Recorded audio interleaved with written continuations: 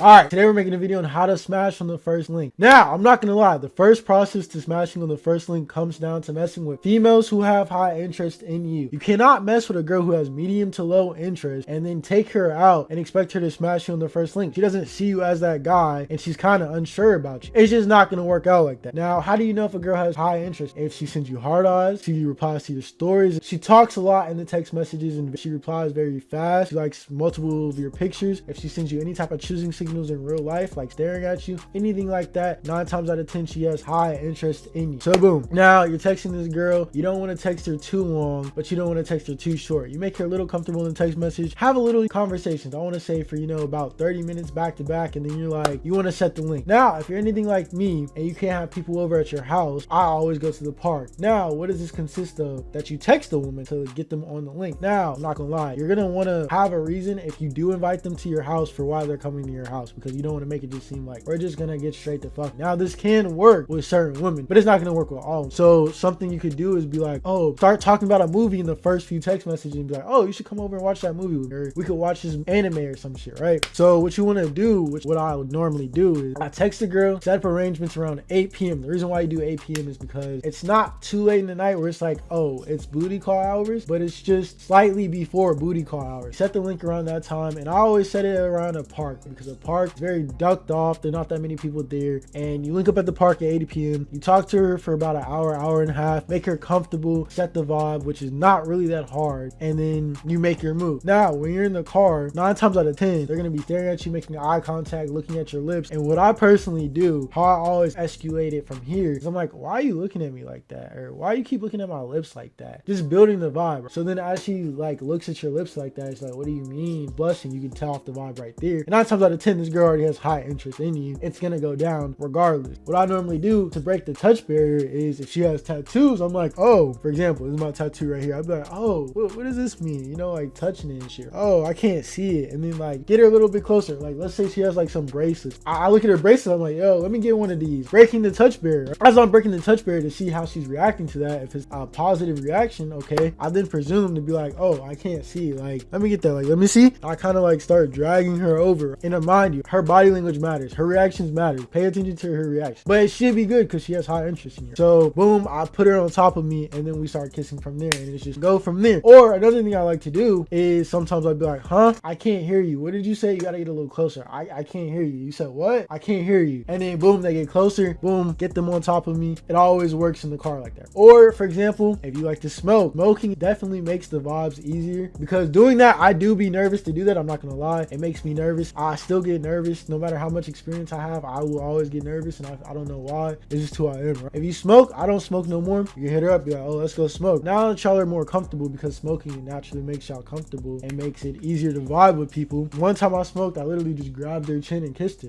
You can do shit like that. Now, she was giving me the fuck me eye look, but still, that's what comes with. You gotta make the move and progress her. So boom, she's on top of you, you're kissing her. You gotta either escalate it to where it's you get on top, or you tell her to take these off, and boom, you proceed. 9 times out of 10, you're not gonna have no problem with it. It's gonna be very easy because she sees you as that guy. That's why I say mess with girls who have high interest in you, not medium to low, because they're unsure about you. And if you go out there and you link with them and you try to move with them, they're gonna kind of look at you like you're funny.